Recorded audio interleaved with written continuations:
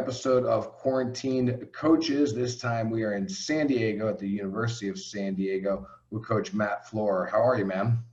Josh, good morning. Doing well.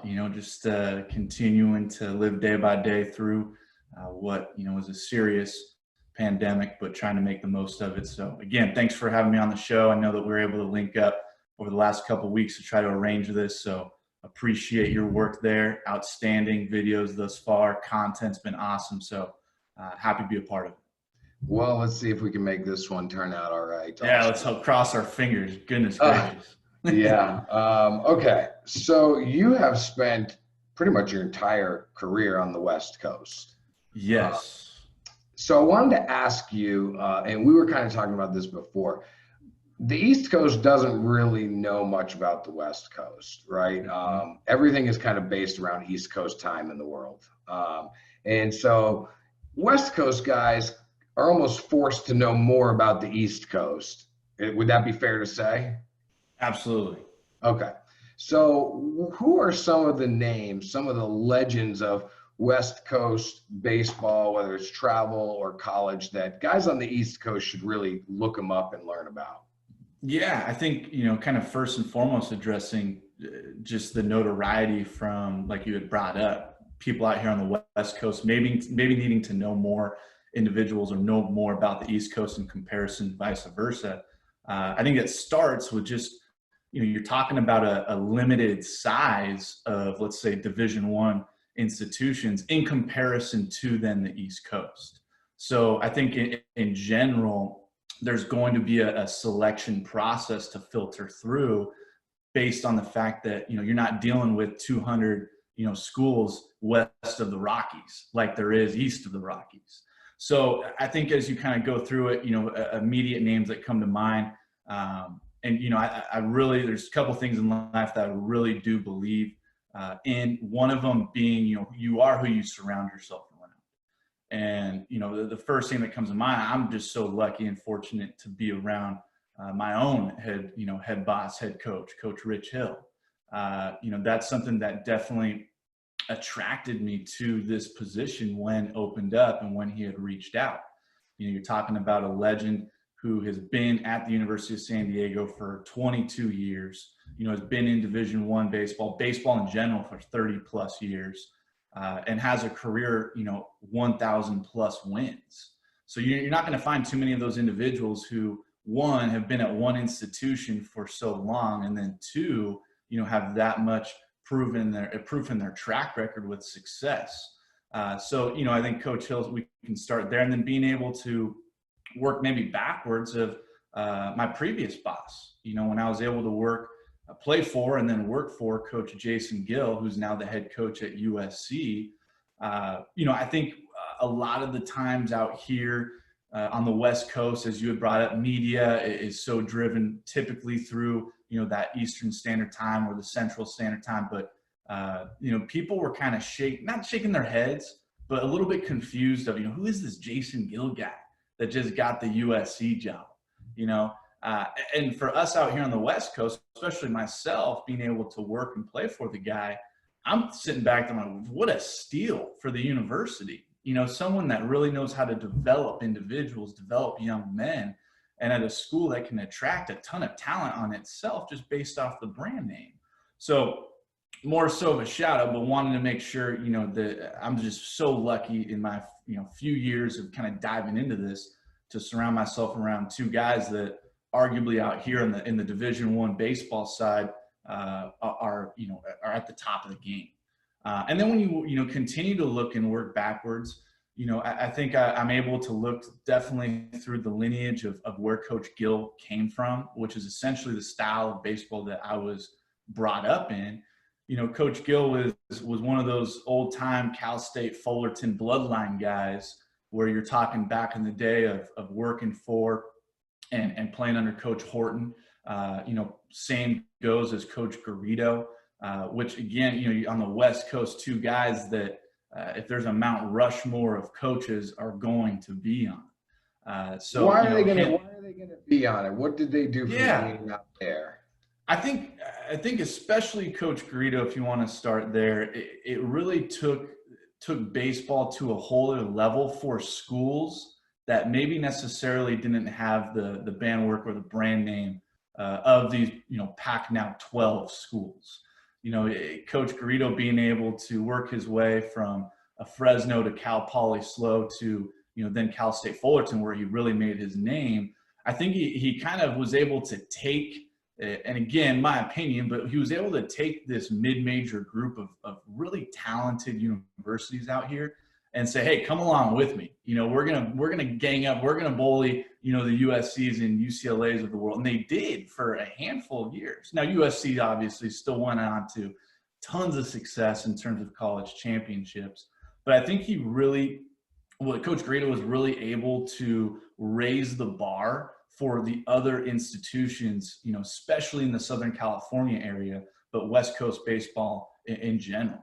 You see the emergence of the history of Long Beach State and Coach Snow, another, Mount Rushmore figurehead. And the only thing I can add is I was able to, quickly say hello and introduce myself to Coach Garrido when he was around, but I was really able to dive into conversation with Coach Dave Snow, who was a longtime head coach at Long Beach State. And I was lucky my first year as the pitching coach at Loyola Marymount University, and Coach Gill being really close with Coach Snow, he just brought him by practice one day. And, Coach Snow kind of came over with me and the pitchers, and we were during early individual work, 4-hour, weeks, and we have small groups throughout the day.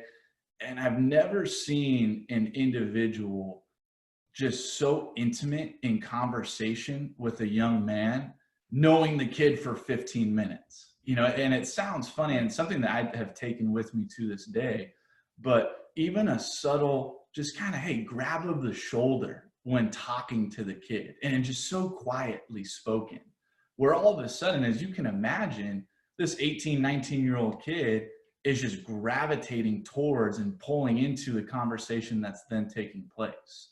And we all know, Josh, the most successful coaches that are out there are ones that really can find a way to either relate to their players or their players then buy into that system. And, it all starts with conversation. It all starts with communication and knowing that, you, the individual, you, the coach, are there for then your players.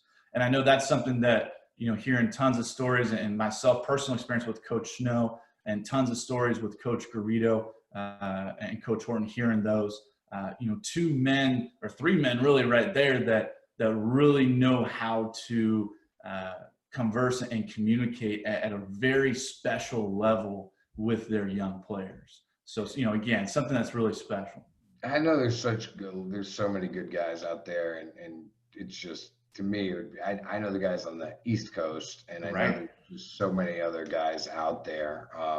Especially as I've been doing these college tours, my buddy asked me, what have you realized? And it was just, there's a ridiculous amount of great baseball minds out there that we have no idea exist. So what about San Diego, where you are right now? I mean, the stadium is gorgeous. Yeah, you're right there in the mound right now. Yeah. Beautiful. What's up with this school here? Oh my goodness, what a wonderful institution. You're talking about, first and foremost, the brand name itself, San Diego. I mean, one of the finest cities, America's finest city by definition. So, a place where individuals, young men or women who are attending the university are going to enjoy their collegiate experience.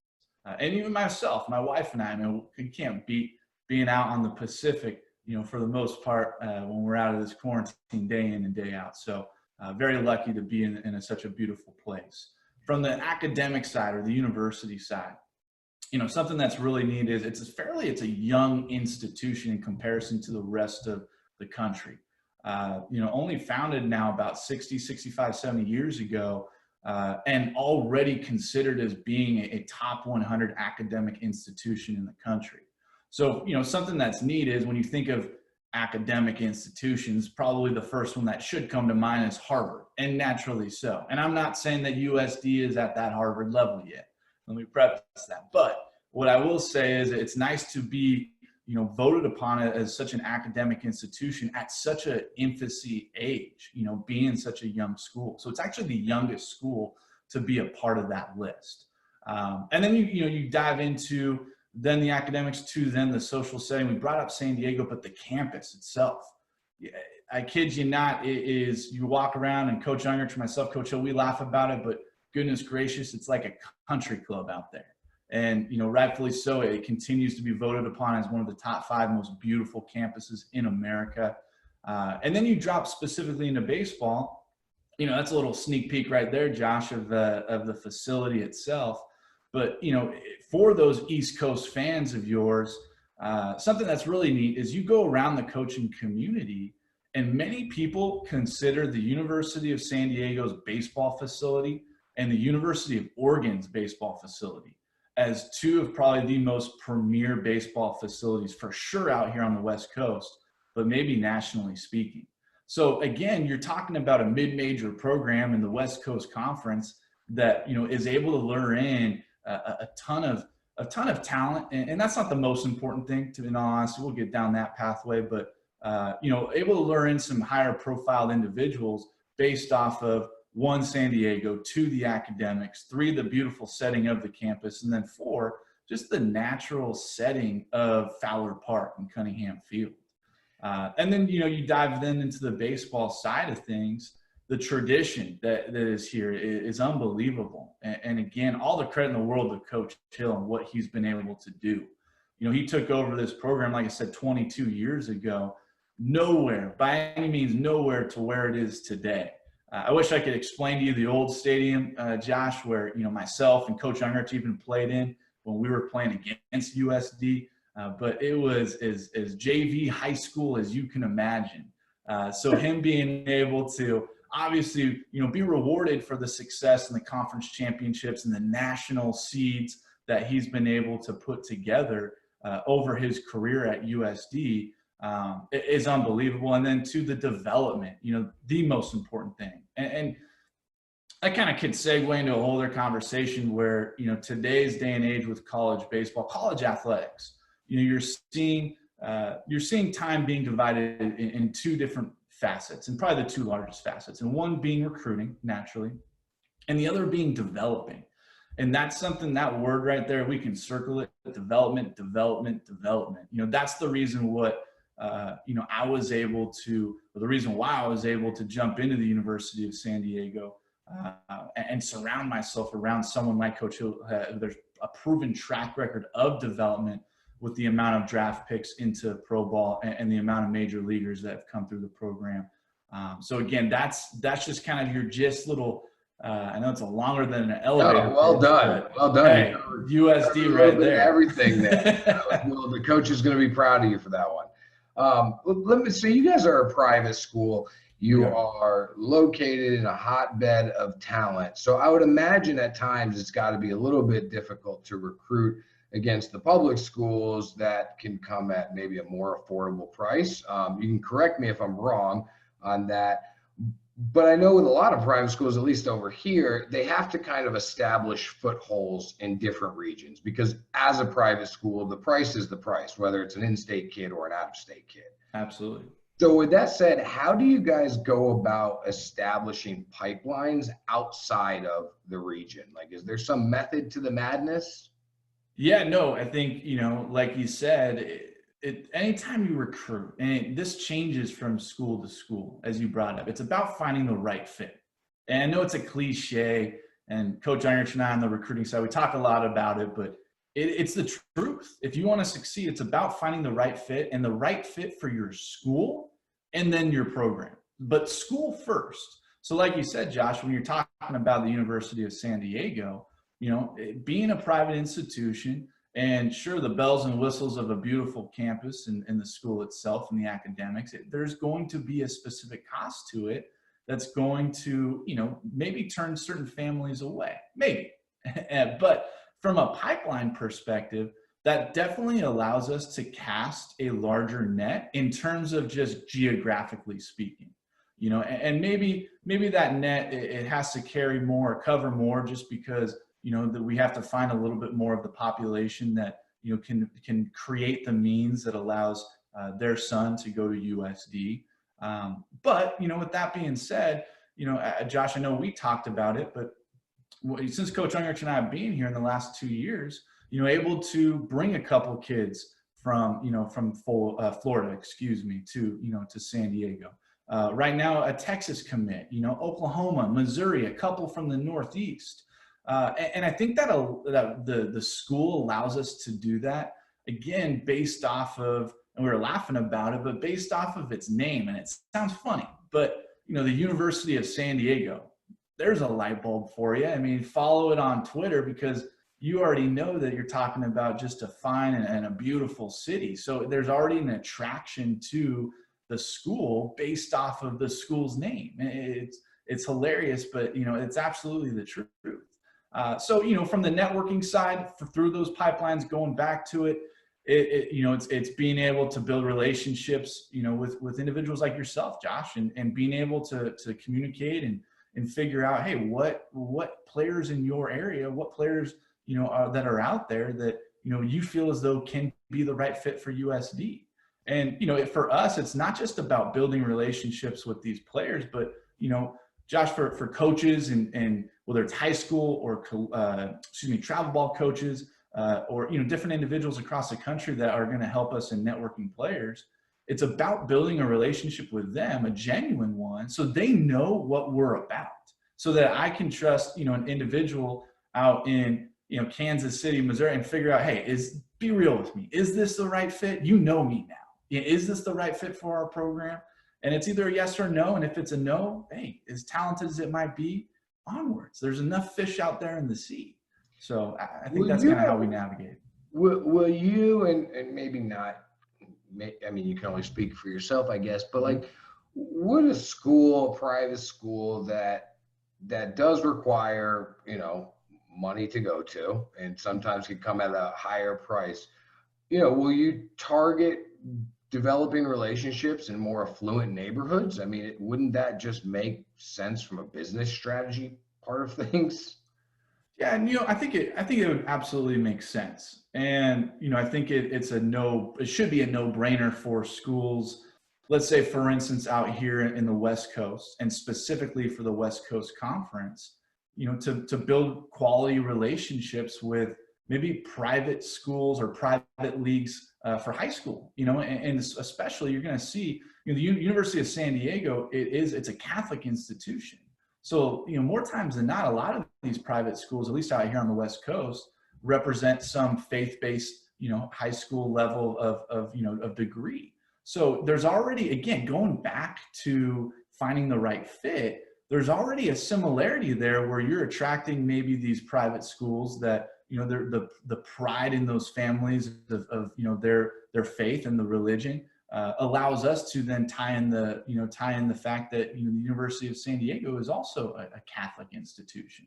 So going to the right fit, I don't know if it's necessarily a money thing. And in all honesty, Josh, hey, the reality of it is if we like a player and maybe it's not the only measurable is maybe financially it's not the right fit, guess what? We're going to find a way to make it happen. And if that means that we're going to go out there and give them the biggest scholarship known to mankind, we'll do it because we feel as though that's the right fit. So again, we'll find a way to make things happen if it is along the lines of maybe coming down to a financial decision. But you're absolutely right. I mean, to navigate through maybe more private schools or more affluent areas, that's part of it, sure. But again, I think it's just about trying to find that right fit at the end of the day. How much Twitter recruiting are you doing to try to find those areas or those players? You know what? Twitter recruiting is a world of its own, as you know. And at that point, I don't necessarily filter, the finance side of things on Twitter. But Coach Ungerich and I, we have a rolling Excel doc that we call our Twitter recruiting page. And I kid you not, it gets filled daily with names.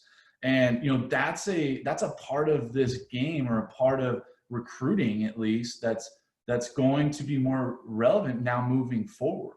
And it has been over, I think, the last year or two, or probably more than that, but maybe I'm a little bit late to the game, but at least for us, the last couple of years. That is, I know we talked about, Josh, but in all honesty, we have found a few players that are either committed or are currently on campus, starting with Twitter. And it's again, it shows a different pathway to what's going to be taking place. And I know we had talked about it, but we're living in a certain climate where a little advice for high school players that are out there. But hey, social media is your platform. And Coach Hill talks a lot about this. We go into it with our own team all the time. And that platform, make that a good one, because it can just as easily be a bad one.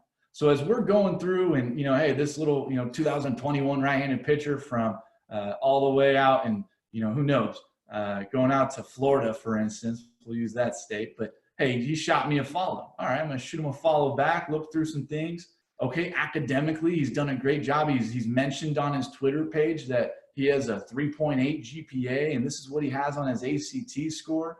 I like how the arm works. That looks good. Okay, you know what? Let's start dialogue with this individual. And if that means trying to get him out to campus for a prospect camp, if that means trying to hunt down his high school or club coach to find out more information on him, and then, of course, trying to communicate with the kid, we're living in a day and age where I hate to say it, but we're going to need to lean on this a little bit more. And especially with, the uncertainty of what's going to take place this summer. I've brought this up to our own pitchers and players. As much as we all hope and we're crossing our fingers that there is going to be summer baseball, look what took place on Friday with the Cape Cod coming through and saying that the cancellation of the 2020 season. It's devastating. And I don't mean to play doomsday out there for our fans, but in all honesty, I tell our guys, hey, listen, it's going to be difficult. This pathway is going to be difficult, but you got to navigate yourself to be ready to compete, whether it's June 1, July 1, or maybe not even until the fall. And no joking aside, maybe not even until later in the fall. So same goes on the recruiting end. High school players, what are you doing out there to set yourself up to succeed if all of a sudden, and again, let's all cross fingers this doesn't happen, but what if all of a sudden we come out and say, you know what, there's no recruiting, on the road recruiting that takes place this summer. So, hey, you have to balance out this workload of, hey, I'm preparing for June 1, first and foremost, and let's all hope we get there. But if all of a sudden college coaches cannot come out and watch me compete throughout the summer months, hey, I better turn to social media to really start advertising myself in a positive way. And I'll be surprised. I wouldn't be surprised if all of a sudden, the commitments are still going to happen. Us college coaches, and hey, we get wrapped up into it too. We're so competitive by nature that unfortunately you're going to see, commitments still over the course of the summer, sight unseen. It might be Twitter, it might be networking just through the phone. And then figuring out, what you can or cannot do based off of building that relationship with the player. But it's going to happen. And again, an opinion for sure, but you got to prepare yourself for what is to potentially come. I think we agreed when we were speaking on the phone that like Twitter recruiting is at an all-time high right now, and it probably won't get ever any more valuable. I mean, right. I would imagine, like, I don't know if it's possible to get any more valuable than what is going to be the next few months. You talk about following players on Twitter, but you also mentioned to me about ghosting players in the past. That's right. Explain what it means to ghost players and why. Yeah, it's a terrible word, I suppose. But, in all seriousness, when you're trying to find the right fit, it's not a one-way street, or at least it shouldn't be. It shouldn't be the college coach is, for those kids that, we have the ability of reaching out to, it should be the college coach that is the first one to initiate conversation all the time. And in the beginning stages, absolutely, that's needed, and that's part of it, and that's fine. But as you start building these relationships with players, like we talked about, Josh, it sounds funny, but there will be times where maybe purposely, you know what, I've put in my work to see if this player is really interested in the University of San Diego. as much as I love him and I want him, I need to see if he is really interested, on our end, if he really likes me, if he likes the school. So maybe the conventional thing to do is to then reach out to the player. But you know what? Maybe I'm going to force his hand and wait until he reaches out to me to show me that he is interested. And if he's not, and that's fine. Again, that's fine. It sounds funny, but there's a ton of fish out there. Trying to be like the hot girl at school. For a lack of a better term, right. Sure. It's hard to get to see if they really want to. But it does make sense. So let's talk about kind of this youth movement in coaching. Mm-hmm. You, I believe you said your first Division I coaching job was at 24 years old. You're still not at the 30 mark just yet. Right. And we're seeing a lot of guys like you entering the game. Why is this youth? I mean, there's always young guys coming into the game, but it seems like more than ever right now, we're having this generational shift. Why do you think that's happening now? Yeah, it's a great point. I think I think that you got to start obviously then with ownership, or management. You look from top to bottom, whether it's professional sports or now as the trend is continuing into collegiate athletics.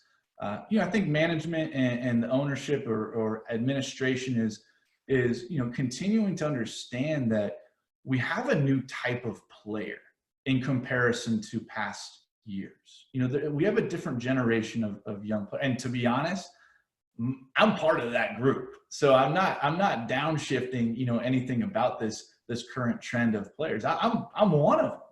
So I think because of that, and because of maybe the stereotype of maybe this young player, what's going to allow this player to then succeed?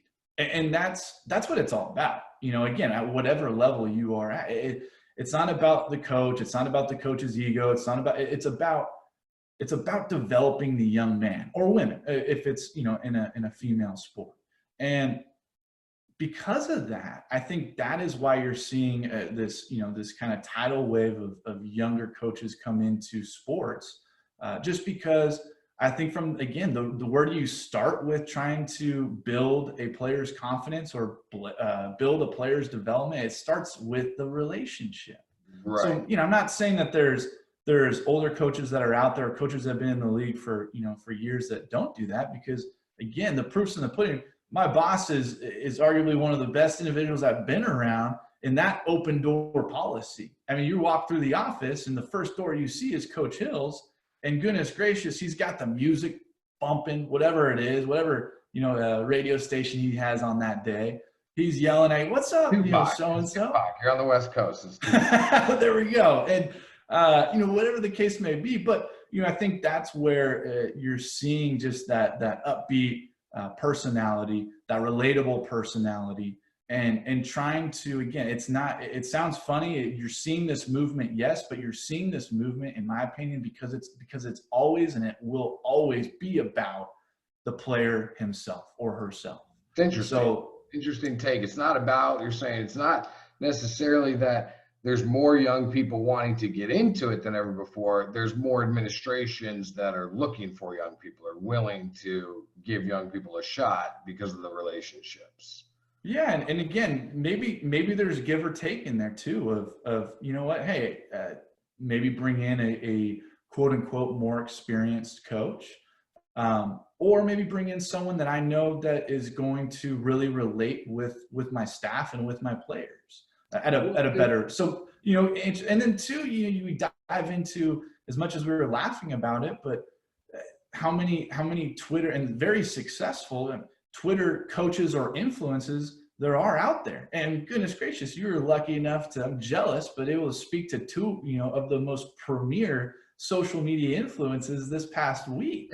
and in all seriousness, that's awesome. And that's great. And that's an avenue that I hope the younger coaches continue to take, because gosh, those guys have a ton of pull on what to do or what to advise specific players. And I love it. And hey, I catch myself tuning into those individuals as well, because I'm trying to learn what they're talking about. It's funny because they're they're both just having fun with their accounts, and in talking to them, I, off the record, although with Eric Sim, we talked on the record about just like, do you realize that you have now become an influence, whether you like it or not? And even the mock account, Coach Casey, which is total satire and sarcasm, but it totally does expose some of the ridiculousness at the youth travel level. So it's like he may just be trying to be funny, but without realizing that, hey, you are exposing some things and making mockery of it, which hopefully encourages people to avoid some of those actions in the future. No doubt. And I think you hit the nail on the head, and that is what it's about, just trying to educate the population, but doing so, in that word again, but in a relatable way. So maybe mockery or poking fun at certain things, Sim talking about the JUCO bandits of the world. I love it. Keep bringing it, because it attracts viewers, and then attracts, individuals like us that, hey, you know what? You're onto something, for right or for wrong or whatever indifference. I love it. It's great. So is the movement of bringing in young coaches sustainable? Because there are definitely a lot of difficulties to being a young coach and trying to work your way up. Number one, with pay. Is it something that's, I hear a lot of coaches talking about, we're losing a significant amount of good young coaches because of the pay structure and opportunities. Is that so? Do we have to change that? Yeah, I think, starting there, I think you're absolutely right.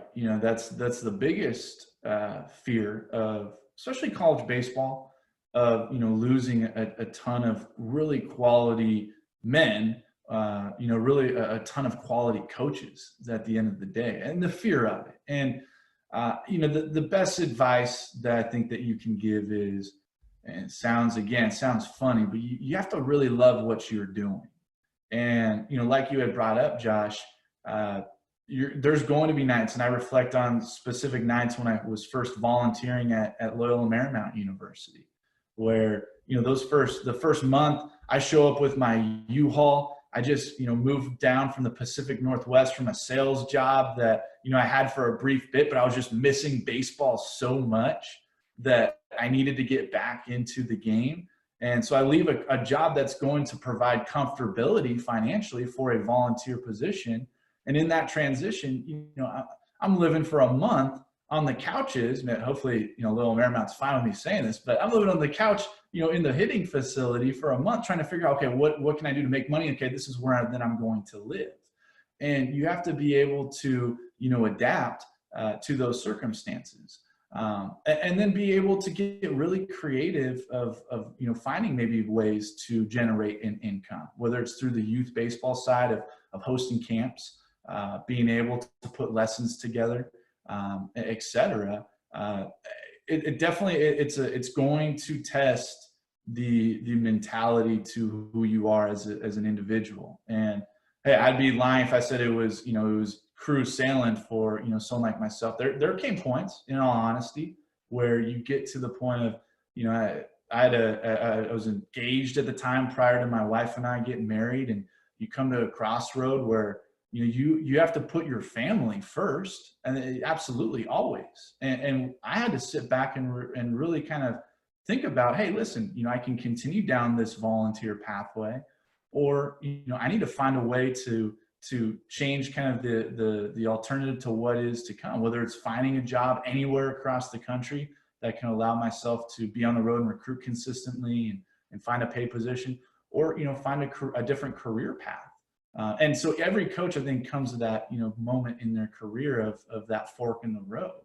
Right. Like, are you giving our young college coaches, are they forced into that decision of, hey, I can either build a family, or, hey, I could continue down this college coaching path for a while and then build a family? Right. I think to each their own, and each one can be very successful. And I think a lot of it too, Josh, it comes down to, unfortunately for guys out here in Southern California, it comes down to, where you're living. that realistically speaking, it's going to be, a little bit more difficult for a coach or a young coach who might be a volunteer, that's living in an area where, you have your 1-bedroom apartment for $2,200 in comparison to elsewhere across the country where, the finances might be a little bit different. So I think that's that's an interesting note of allowing, yourself to stay in the game maybe a little bit longer based off of where you live, geographically speaking. Is there a shortage of good coaching jobs out there? I think it is what you make of it. Sounds funny, but I think whether it's the Division I level, Division II level, it's about who you are, what you're about, and then eventually what you want in terms of to what you want to pursue in life. And again, going back to one of the first things I said in this conversation, really believing in you are who you surround yourself around. And, I saw some tweet, a few weeks back, but there was this Division II or Division III job that had opened up as an assistant coach. And, someone, I think it's called quote tweeting, but someone quote tweeted it saying, hey, whoever is not looking at entertain this job, in my opinion, is silly, because the boss that you have the ability of working for is going to change your life. And I don't know if that individual that tweeted that out was someone who previously, was employed by that specific head coach. My imagination would be some form of relationship, yes. But even there, that's Division II, Division III baseball. And that's great. You gotta pursue then that if someone's vouching that much for the individual that you can grow under, I mean, come on, you got to make that move. And again, that's where for myself, I was lucky, because very lucky, where my first boss in collegiate baseball was previously my head coach, and I had a relationship with him. Where, being able to connect and talk about jumping into, a volunteer position, I'll never be able to repay him for him looking at me and trusting me, even if it is in a volunteer position, but trusting me to be around his staff and around his players day by day. So again, you gotta make sure you're surrounding yourself with the right people to really allow yourself to feel that sense of success. So you're part of the youth movement, and at the same time, your head coach has been in the game for 30 years. So what is the dynamic like? Is there any butting heads between new school and old school inside of that coach's office? Yeah, it's a great point you bring up. And conventionally you would think, yeah, probably. But in all honesty, we joke about it, but we've a little bit of flipped roles at times. And what I mean by that is Coach Hill's the one that's coming in and talking about, we got to be more proactive with the social media, for instance.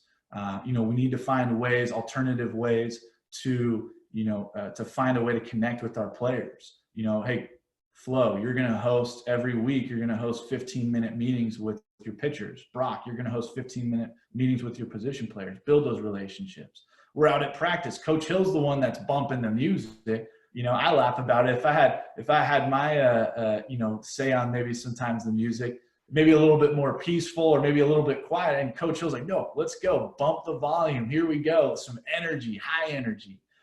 So it's funny, but and it's the truth. But someone that has been in the industry for 30 plus years and has found so much success. There's a reason to it. He's adapted, I'm sure, to his own coaching philosophy or styles throughout the years of, again, how am I going to relate with the player and what am I going to get the best out of my staff, one, and then also the player. And then you have, Coach Ungerich and I, who, as much as we're maybe a little bit younger, there's a lot of old school philosophies that we have in there. And we're able to balance each other pretty well. And between the three of us, where Coach Hill's able to come in and say, hey, come on, man, loosen up a little bit, have fun with it. What are some of the old school things that you have adapted to that you enjoy and believe work? Yeah, absolutely. And I think that as much as we've been talking about the social media influence, in my opinion, I think they're and I think this goes for a lot of people, but this is a hurdle of my own, just being honest with myself that I'm trying to continue to get better with. But being able to tell, your players to turn that off or unplug, or, you know, make it about ultimately what that equates to is competing. And so, you know, there's different rules, for instance, that we have on the pitching side where there are times where we can talk mechanics, or, you know, we can bring up specific things that you are working on, you know, on a body, on a physical note. But there's also moments where our guys know, whether it's for a drill or jumping, of course, you know, on the mound to compete in a scrimmage or game, that's where you need to unplug. You know, that's where ultimately the competition comes in. So, you know, our guys know, pet peeve of mine, but if you come in after an outing and, hey, you know, just kind of walk me through it, and the first thing that you bring up is a mechanic, you know, mechanical issue, the first thing, we can dive into it later, maybe over film, breaking it down. Oh, this is what I see, this is what I felt, etc. But the first thing is, you know what, I just was getting a foot strike and my arm was dragging. You know, I was late. Well, don't say that. Find a way then to get to foot strike and be on time. So, you know, I think that's where the balance definitely comes in. And, you know, I think especially over the last 2 years being at USD, and Coach Hill has done a wonderful job in coaching me through it. You know, I've slowly have allowed a little bit more freedom in terms of the mechanics. And the reason to it is, again, that's what this generation is becoming a little bit more accustomed to. So trying to find that balancing act from, you know, that's just kind of one example, but from kind of that old school. That's the old school. I don't want to hear that crap. Suck it up, fix it. Yeah, that's what that is. You got to find a way to relate. yeah, that makes sense. Okay, so being a young guy, you know, I'm not trying to get you on the hook here to say you're trying to leave USD, but you have aspirations as a young coach. So what are some of the things that as a young coach you now think about? You know, what are the next moves to get to where your goal is? What are some of those things that you have to contemplate? Yeah, I think, you know, I think first and foremost, it's something that Coach Gill instilled upon our teams when I played for him, and the groups that I was able to coach with for him as well. But you got to be where your feet are, and meaning you got to be whatever you want to pursue moving forward. You're not going to get elevated if you're doing a lousy job with your current job. And again, talk about things that are not controllable.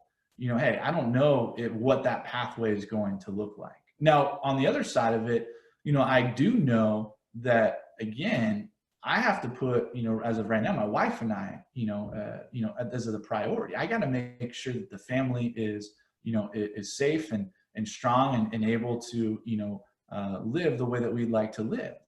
And one day when we have kids, you know, then that family continues to grow. So I think that's a little bit of a balancing act in itself of, hey, you know, ultimately Coach Hill, you know, the three of us, we joke about it. But at the same time, I'm serious in the sense that in an ideal world that, hey, I'm able to stay at USD for 35 years. We're able to work with, you know, all of us are able to work together for the next 35 years. That's the ideal goal. And I don't think there's a lot of, you know, I don't know if there is a lot of coaches that are out there that can really say that they have a best friend relationship with, you know, their coworker, you know, their other assistant, whether it's myself and Coach Ungerich or, you know, my head coach, Coach Hill. And, you know, the three of us being, I can ultimately say, being best friends, you also don't want to leave that too. So based on the culture of, you know, of this current program, like I said, it sounds like a joke, but I mean, come on, are you kidding me? 35 more years in San Diego. How beautiful would that be?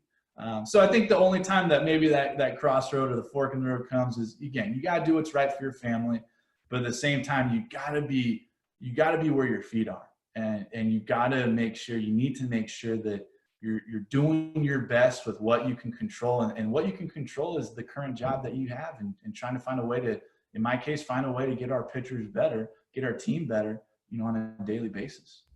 Love it. I think the dirt has dried now from me watering. It gets a little dry out there. Yeah. I'm going to go tarp it up. I think we got some rain coming later. I'm going to go tarp it up. But thank you, Coach Florer, University of San Diego. Good stuff, man. And it's cool to get some insight into what it's like to be a young coach working your way up through the system. And there's definitely things for guys to learn from this. So thanks for doing this. No, absolutely. Thank you, Josh. And again, we're living in some interesting times. So, Josh, first and foremost, for you and your family, please stay safe. And for all your fans out there, thanks for tuning in, and stay safe out there. Hope to I don't see you know guys if I soon. have fans, but I appreciate it. Sounds nice. Hey, your fan base, it's growing. So watch out. It's not going to be because of me. Like, it's a couple previous interviews and the interviews you have later this week. So I'm just lucky to be caught right there in the middle. Appreciate you, man. Thanks again. Thanks, Josh.